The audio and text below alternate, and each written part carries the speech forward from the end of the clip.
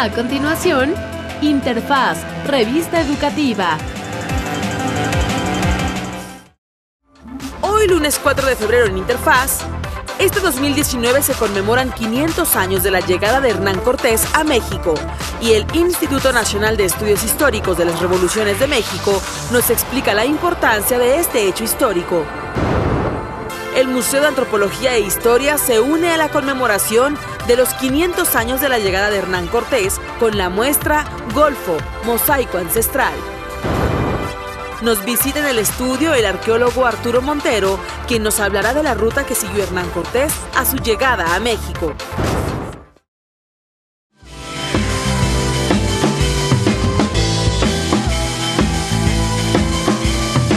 Precisamente para seguir analizando este importante hecho histórico fundamental para entender la historia de nuestro país, damos la bienvenida al arqueólogo Arturo Montero, miembro del Sistema Nacional de Investigadores y profesor también de la Universidad del Tepeyac, con quien hablaremos pues de la ruta geográfica. Arturo, gracias por estar con nosotros, un placer por poder permitirnos profundizar sobre estas rutas de Hernán Cortés, las diversas rutas, pero bueno, hoy vamos a hablar en específico de una que creo que es la que tiene la valía. Hernán Cortés estuvo en 5 rutas diversas por este territorio de lo que es Veracruz hacia lo que era lo que es actualmente la Ciudad de México, Tenochtitlán, y hay una ruta fundamental que es la de Cholula a Mecameca. Así es. Y creo que ahí tú tienes una valoración específica, importante que comentarnos. Pero antes de entrar en esta lógica, me gustaría que nos platicaras desde tu punto de vista la importancia de Hernán Cortés. ¿Qué representó Hernán Cortés más allá del hecho sabido de que bueno, fue un conquistador clave? ¿Cuáles eran sus características principales de este personaje pues mítico ya para muchos? Es un hombre extraordinario independientemente de los claroscuros que Exacto. Como cualquier personaje histórico puede tener. Imaginemos que es un hombre menor de 40 años, es un hombre muy joven y que él va a seguir las rutas que ya antes habían precedido a algunos otros expedicionarios. Hernández de Córdoba en 1517 hace un primer recorrido por el Golfo de México, después Grijalva, Grijalva llega a San Juan de Ulúa previamente, entonces Hernán Cortés justamente, fíjate que el 10 de febrero, o sea, dentro de unos cuantos días, él sale de las costas de Cuba, él abandona Cuba hacia el 10 de febrero para llegar a su expedición tocando Veracruz el 21 de abril. Bueno, él avista la costa de Veracruz el 21 de abril y va a desembarcar hasta el día, 21 de marzo y va a desembarcar hasta el día 22 de marzo. Sin embargo, hay que tomar en cuenta que él viene con el calendario juliano y no con el gregoriano. Claro. Así que tendríamos 10 días de diferencia en las fechas. Además, diferentes autores tienen divergencia de cuándo fue. La verdad es que él va a tocar tierra un Viernes Santo. Cuando él llega, toca tierra en este Viernes Santo, ¿qué se sabía ya del continente? Ya habían tenido algunas navegaciones, ya tenían cartografías de la costa y ya sabían del gran imperio. Bueno, ese es un concepto español, imperio, ¿no? Sí. En nuestros conceptos mesoamericanos sería otro, este estado mexica que era muy portentoso. Ya tenían por supuesto, noticias. Además, Cortés viene con un puñado de hombres. Son 900 personas las que vienen en 11 barcos. Solamente trae 10 piezas de artillería de bronce.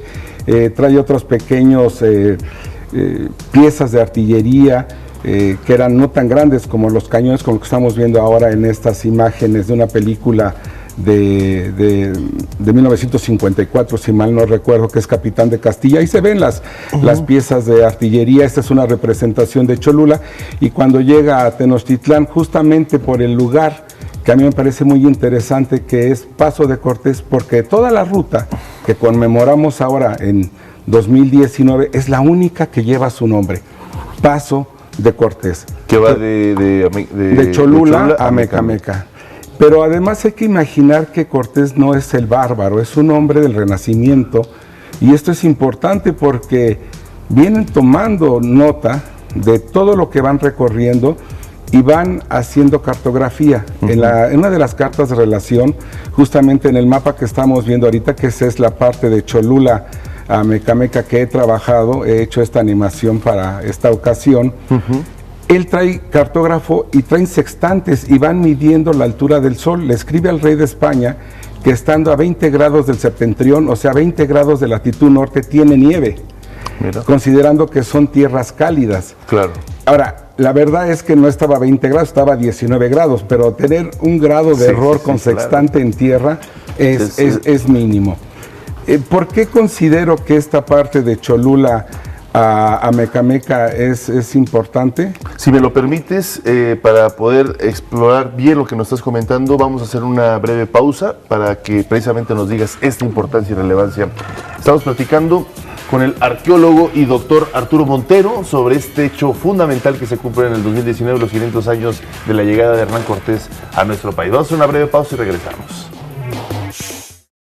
Seguimos hablando con el arqueólogo Arturo Montero, miembro del Sistema Nacional de Investigadores. Estamos hablando sobre las rutas de Hernán Cortés que estableció en México y que fueron claves, ¿no? Es muy importante entender esta ruta. Estábamos viendo precisamente una animación que nos preparaste especialmente para esta mañana. Estabas diciendo que él entró con artillería, 900 personas, etcétera. ¿Cuál era el objetivo central en ese momento de Hernán Cortés? ¿Recorrer, hacer estas tipografías o ya más o menos tener una visión de lo que fue la conquista, ir enfrentándose a algunos pueblos que ya existían aquí? ¿Cuál era la lógica en ese momento de Hernán Cortés? Yo creo que él va a cambiar su misión en tanto llega a las costas. Como comentaba, el 22 de abril, Viernes Santo, toca Veracruz, y cuando llega a Cholula va a ser noviembre. Tomémoslo ahorita como calendario juliano, ¿no? Son muchos meses en los cuales va a tomar una decisión conforme va viendo el ambiente político. Como te comentaba, es un hombre del Renacimiento, es un hombre con una visión muy interesante. Varias de sus tropas venían de la guerra en Italia, o sea, eran hombres de guerra de un momento histórico que ellos se aventuran. Yo creo que hay relatos que nos dicen que estando en la costa no se aventuraba necesariamente a entrar al centro, pero creo que ve la oportunidad política.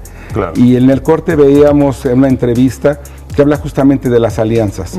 No es la conquista de México, porque México como tal todavía no existe. Claro. Y los mexicas es un estado que tenía fuertes contradicciones con pueblos tributarios del altiplano y de la costa. O sea, él se da cuenta que hay un quebranto político en la zona y él se aprovecha de esto y se aventura.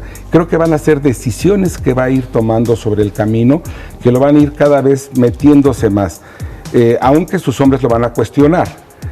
Por ejemplo, cuando sale de la planicie costera y va a entrar al altiplano por Alchichica, de repente va a tomar hacia el norte y nos sorprende que no siga en una dirección hacia la cuenca de México sin tener montañas y se va a ir al norte. O sea, va a ir cambiando, creo yo, como va viendo las alianzas, como va viendo el momento político, se va aventurando. Claro. Entonces, mira, teníamos antes de irnos al corte, esta animación que nos comentabas. Precisamente se ven 3 lugares importantes: Cholula, Huejotzingo y Calpan, ¿no? Partes que él cruzó y va subiendo precisamente esa línea roja que estamos viendo entre lo que es el Popocatépetl y el Iztaccíhuatl. Sí, el primer punto es que él sale de Cholula después de una terrible masacre. No me voy a meter en ello, pero simplemente la menciono, y hablaba de que los mexicas lo estaban ya esperando, por lo cual se esperaba que tomara hacia Huejotzingo, por eso he marcado en el mapa Huejotzingo, y de ahí siguiera hacia el norte para entrar a México Tenochtitlan por la parte más baja y más plana, que será por el rumbo de Apan, por Texcoco. Sin embargo, algo fantástico, rompe la ruta de inmediato, se dirige hacia Calpan, justamente como lo hizo Aníbal en la Segunda Guerra Púnica. O sea, Aníbal va a atacar la retaguardia romana con elefantes entrando por los Alpes, ¿no? Y parece que Cortés, bueno, Aníbal es el año 218 antes de Cristo, esto es muy posterior, pero es una táctica militar formidable. Número 1, no va por la parte plana, donde sabe que puede enfrentar a las tropas mexicas, dobla hacia la montaña y entrando por un paso de montaña va a sorprender con este cruce, si Aníbal llevaba elefantes, Cortés va a llevar artillería y caballería. O sea, son tácticas muy europeas, bueno, que hemos aprendido en Europa, y militarmente me parece una táctica formidable. Por otro lado, También este paso es fundamental. Recordemos que de toda la ruta de 1519, este es el único que geográficamente, el único punto que hoy lleva su nombre, Paso de Cortés. Y el otro punto que me parece importante es que se basa en un mito que habla que cuando Quetzalcóatl abandona Tula, va a irse hacia el oriente y va a pasar entre los volcanes donde pierde a sus servidores por el frío. Cortés, de alguna forma, en presagios, va a ser el regreso de Quetzalcóatl, y entonces ahí tenemos justamente la región, y pareciera que toma este mensaje ideológico de que regresa Quetzalcóatl y va a regresar justamente por el paso por donde se fue. Este yo creo que es otro punto interesante. Y luego otro más que me parece relevante es Diego de Ordaz, que va a subir al Popocatépetl, con lo cual van a tener rompiendo un cierto tabú a la visión prehispánica de las montañas sagradas. Claro. Si bien es cierto que hay una película que recientemente la pudimos apreciar en salas de cine que se llama Epitafio, que habla de esta hazaña de Diego de Ordaz que sube al Popocatépetl, no hay que pensar como ellos siempre lo han presentado los europeos, que fueron los primeros en subir a la montaña. Aquí estamos viendo justamente esta representación. Tenemos a la derecha el volcán Popocatépetl. Los triángulos rojos que se ven es la ruta prehispánica que desde los toltecas ya seguían para ascender. La línea roja es la ruta que consideramos sigue las tropas de Cortés. ¿Qué es el Paso de Cortés? ¿Qué es el Paso de Cortés? Justamente en la parte más alta, que serán 3.800 metros. Quiero decirte que he buscado este punto, porque este punto, las crónicas del siglo XVI dicen que se llamaba Itcualco, y donde había un lugar de culto prehispánico. Cortés pasa la noche ahí, pero tuvo que haber estado en un llano para no ser sorprendido, porque aún así pueden mover tropas. Mira, esa es la ruta amarilla, la prehispánica. La amarilla, esa es la prehispánica que los toltecas usaban para llegar a la cumbre del Popocatépetl. Hemos encontrado evidencia arqueológica en los triángulos rojos. Y la azul es posiblemente la que sigue Diego de Ordaz para llegar. Cortés va a decir que Ordaz no llegó necesariamente hasta la cumbre y le quita el mérito. Hay muchas referencias, hay muchos comentarios de hasta dónde subió. Ordaz no sube en el primer ascenso de 1519 por azufre, sube para ver el paso. Es más, sabemos que antes de que Cortés entre a México, había mandado un grupo expedicionario por Atlisco para México, Tenochtitlan, mucho antes de que él pase. O sea, era un hombre que iba previniendo. ¿Qué es lo importante del Popo? Como vemos en este códice, que es una montaña que está en erupción, que está activa y es venerada. Si bien es cierto que ya teníamos un culto prehispánico a los sitios de montaña, pues tu servidor se dedica a la arqueología de alta montaña y hemos rastreado los sitios, los españoles saben de esta veneración y hacen un ascenso, yo creo que como para romper un poco el tabú y mostrar que son hombres muy valerosos y que se enfrentan no solamente a la naturaleza, sino también al aspecto divino de la naturaleza. Si esto sumamos, que es por donde sale Quetzalcóatl y la táctica militar, creo que es relevante esta parte en la historia de México, considerar de Cholula a Mecameca como una parte importante que estamos desarrollando en estudios y que, bueno, ya he publicado una parte de ello. Qué maravilla, qué interesante lo que nos estás comentando, Arturo. Vamos precisamente a hacer una breve pausa, regresamos a ver este mapa para que nos expliques de forma también un poquito más gráfica todo este recorrido de Hernán Cortés. Regresamos. Seguimos platicando de esta interesantísima charla con el arqueólogo Arturo Montero sobre la llegada de Hernán Cortés a nuestro país o a nuestro territorio y por supuesto las rutas que siguió. Vamos a ver el único monumento, Arturo, que hay de Hernán Cortés aquí en México. ¿Dónde se encuentra? Bueno, por lo menos es el único que conozco. Creo que Cortés no es muy afortunado en ponerle a muchos lugares su nombre. Bueno, tenemos Villa de Cortés o el Palacio de Cortés, pero como lugares que los tuvo donde estuvo. Este es el que se encuentra entre el Popocatépetl y el Iztaccíhuatl. Conmemora el paso justamente acompañado de las tropas españolas y obviamente de sus aliados indígenas. Sí, es un pequeño monumento que se encuentra casi a 3.900 metros sobre el nivel del mar entre el Popocatépetl y el Iztaccíhuatl. Es un lugar muy frío. Yo creo que si vemos la siguiente imagen se puede ver una nevada que está ahí, ¿no? La gente muy abrigada. El paso de Cortés, todavía se conmemora el lugar entre los dos volcanes. Sabemos que cuando Cortés duerme ahí con sus tropas para bajar Amecameca y luego Tlalmanalco, tuviera una nevada. Y fue un lugar donde trató de ser sobornado Cortés, dice Clavijero, con 3,000 pesos oro se le ofreció ahí, y no, siguió, y ahí le pusieron muchos magos y brujos los mexicas para que no pudiera pasar. Entonces, Paso de Cortés, yo creo que desde el punto de vista de tu servidor, un punto de vista muy personal, es la puerta de entrada a México y va a ser, yo creo que un punto fundamental para la conquista de lo que van a hacer estos territorios. Pudo haber sido derrotado ahí y hubiera cambiado la historia. Tal vez si se hubiera ido hacia el norte y pasando hacia los llanos que están hacia Texcoco, hacia Apan, hacia Tlaxcala, que es el otro mapa que por ahí tenemos, otra tal vez hubiera sido la historia, pero bueno, en la historia no hay tal vez, ¿no? Quién sabe qué hubiera pasado, pero lo que sí nos queda muy cierto es que la osadía de pasar por esta montaña, que además llevaba caballos y llevaba artillería, entonces eran veredas. Si bien es cierto que los indígenas pasaban por todos estos lugares, los caminaban y los conocían perfectamente, no son caminos para llevar piezas de artillería ni para llevar un contingente tan grande. Claro. Mira, vamos a ver precisamente este mapa, Arturo, que tú también, por supuesto, nos trajiste, y ahí estamos viendo el inicio de lo que son las 5 rutas de Hernán Cortés, que van de 1519 a 1521. Pero la que tú nos has estado contando es la línea, la roja, ¿no? La que distinguimos ahí con esta roja.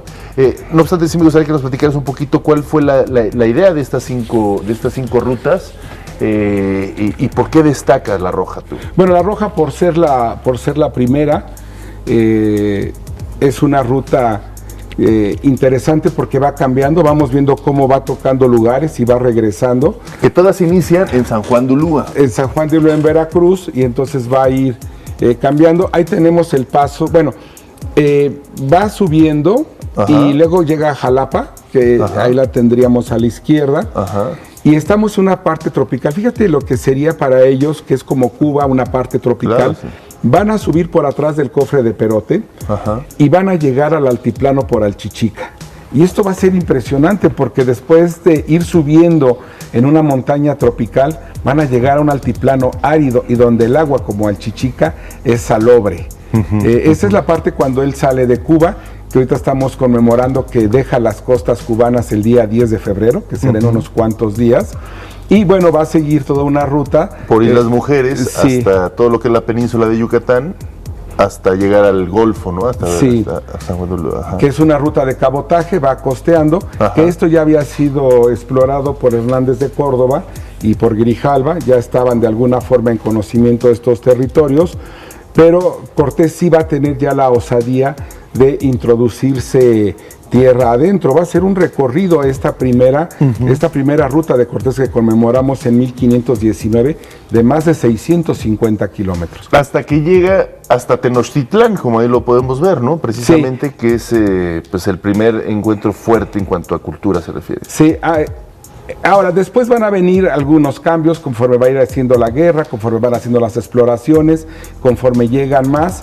Pero creo que lo que conmemoramos ahorita es este primer impacto cultural, porque tanto España, digamos, los europeos nos descubren como nosotros a ellos, y hay que pensar un poco que la identidad de ser mexicano está surgiendo de alguna forma con esto, independientemente si estamos a favor o en contra o nos pareció muy violento, lo que hoy somos, nuestra identidad como mexicanos, surge en este momento de impacto. ¿La historia ha sido justa con Hernán Cortés en cuanto a cómo se le ha visto, cómo se le ha estudiado, cómo se le ha puesto? Precisamente decías, es el único monumento que hay de Hernán Cortés. Bueno, que yo conozco, por lo menos es el único. Pero tú como investigador, pero a lo mejor sí es cierto, ¿no? Es decir, sí, se le ha querido tachar como el conquistador, ¿no? ¿Tú lo consideras que ha sido justa la historia en ese sentido? Yo creo que eso depende de donde se ve la historia, porque si vamos a España, hasta playeras del gran conquistador tenemos y la visión es otra, ¿no? Por supuesto. Creo que va cambiando en su momento, ¿no? O sea, cada momento histórico hace una revaloración en parte de su función ideológica y política. En algunos momentos Cortés va a ser un tipo malo, ¿no? Un tipo negativo, y en otros va a ser un gran héroe, pero eso depende de muchos de los momentos políticos de quienes leen o interpretan la historia. Creo que lo que sería interesante para nosotros ahora en este 2019 sería más aceptarnos como mexicanos, como estas dos partes, no verlo necesariamente tanto como una violación a nuestro territorio, a nuestra historia, porque si vemos Europa hacen guerras en un momento y otro, y franceses y alemanes en guerra, y al rato son aliados, igual Inglaterra, o sea, creo que tenemos una dinámica histórica que tenemos más que aceptarnos, que adoptarla y regocijarnos en la diversidad. Creo que este es un punto importante, porque si sí decimos la columna militar de Cortés, habría que considerar que en ella vienen negros, que en ella vienen indios de las Antillas, y que en ella viene un grupo europeo diverso. O sea, venía gente diversa de Europa, y nos viene mucho de lo árabe. Entonces creo que podríamos considerar que si bien fue de sangre y fuego esto, también es una riqueza cultural que hoy nos hace un país más diverso, un país más rico, con más tradición y con una historia formidable, porque no debe haber sido fácil haberse metido a un territorio con un puñado de hombres. Pues estoy totalmente de acuerdo contigo en esta visión. Te agradecemos muchísimo que haya estado con nosotros Arturo Montero, arqueólogo, doctor en estos temas tan interesantes. Gracias por acompañarnos esta mañana, y pues ahí ya nos comentaste varios proyectos que han hecho, que ojalá nos los puedan compartir para la Agencia Informativa de Educación de México y poderlos precisamente compartir con nuestro público. Mientras tanto, te agradezco mucho que hayas venido esta mañana. Un placer, y gracias por el favor de su atención. Un placer para nosotros. Vamos a hacer una pausa, regresamos con más temas en educación.